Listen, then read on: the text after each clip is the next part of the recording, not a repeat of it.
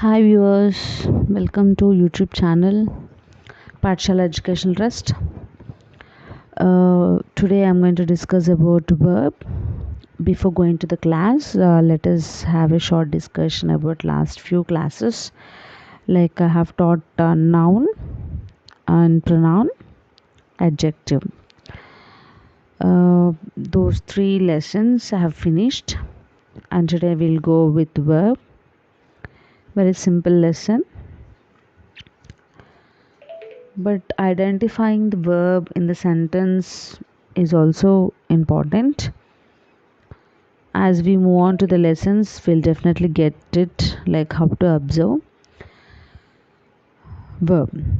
Actually, what is verb? A verb is a word which denotes the action of a noun or something about the noun or reveals pertaining to the noun. So something, that action done is a word, that is verb.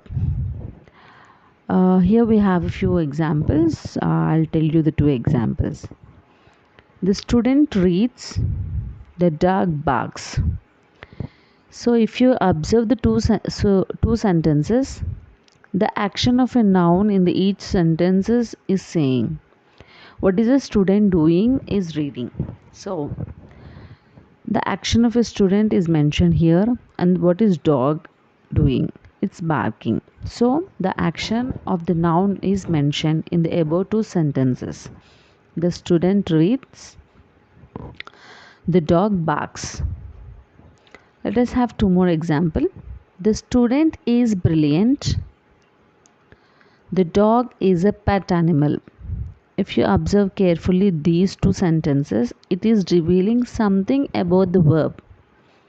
Something about the verb. What does the student? The student is brilliant. So it is revealing something about the verb.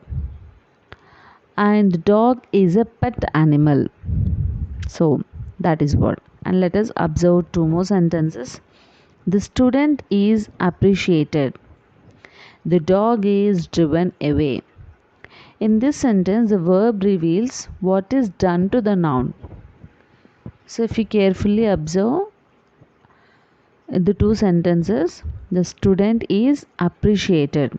So what is happening to the verb is revealing what is done to the noun is revealing here. So the dog is driven away. What does noun happen here? So what is happening to the noun is revealing the verb. Let us observe two more sentences. He drives a car.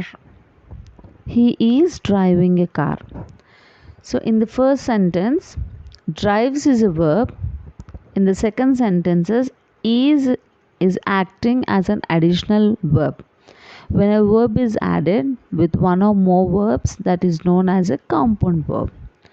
So if we have one or two verbs acting in the sentence, then that is known as compound noun. So whatever the underlined verbs in the following sentences are known as a compound verbs. Example, many houses and huts were destroyed due to tsunami. If you observe carefully the sentence, here many houses and huts were destroyed due to tsunami. I will call you tomorrow. I am looking for you since morning. So as we said in the above, when a verb is added with one or more verbs, that is known as a compound verb. So here the underlined sentences are showing they are the compound verbs. As I said you the three examples, in that whatever the red colored mentioned red color, they are the compound verbs. So in the verb we do have a type, that is auxiliary verb. That is a auxiliary verb. What is auxiliary verb? Auxiliary verb is a verb which is added to the other verbs in order to express different tenses, negative meanings, questions, and also to reveal the passive form of a sentence. So what is an auxiliary verb? Auxiliary verb is a verb which is going to express different tenses and negative meanings, questions. So revealing the passives from the sentences. So auxiliary verbs are of again two kinds. They are the primary auxiliary and modal auxiliary. What is primary auxiliary? So the auxiliary verbs are used to reveal questions, as we already said, questions, negative sentences and tenses. Okay. Example, have I not helped you? If you observe carefully, the sentence is primary auxiliary sentence which I am saying. Have I not helped you? I am not at all concerned with this case. I have often sent percent in the final exam. So these three sentences are like example for the primary auxiliary. Modern auxiliary. Modal. Auxiliary verbs which are used to express different attitudes of mind are called modal auxiliary verbs. So what is modal auxiliary? Modal auxiliary is the verbs which are used to express the different attitudes of the minds. It's called modal auxiliary verbs. Let us see the example. I will help you by all means. You must take care of your health.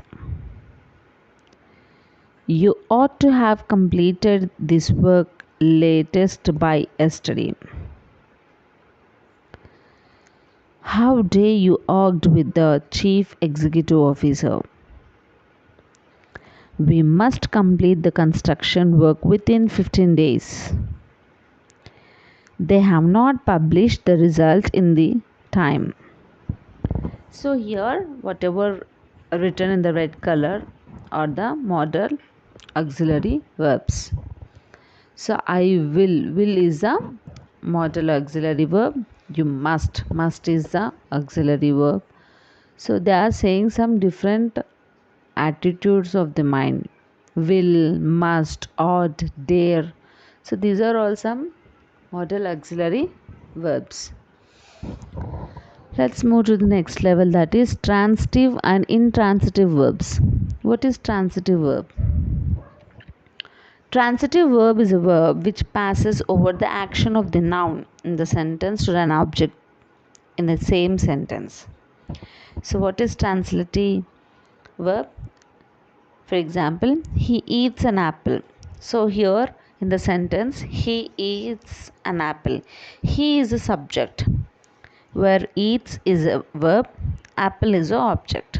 So the verb eats passes over the action of he to the object apple. So it's very clear, right? He eats an apple. So he is a subject, eats is a verb, and apple is an object. So some more example for transitive verb is I read a book. The teacher teaches history. The boy throws a ball. So here the transitive verb is passing over the action for the noun in the sentence to an object. So what is intransitive verb again? Intransitive verb is a verb which does not passes over the action of the noun to an object. However, the verb expresses an action or a state of a being. So it is straight away, it's showing it's an action. The intensity express arrived later. The child weeps. The dog barks loudly. My father sleeps. Though we had planned to stay for fortnight in our village, we leave today. So whatever written in the red color are intransitive verbs. Here there is no confusion. It's not passing its action onto the object. So once again, we have many forms of verbs. So what are verb forms? There are a variety of verb forms. The main verb forms in including the infinitive, the Gerund or present participle or ing form, the past participle, the base form, and the most importantly, the concrete form of verb. Here is each form with a few examples. So, infinity,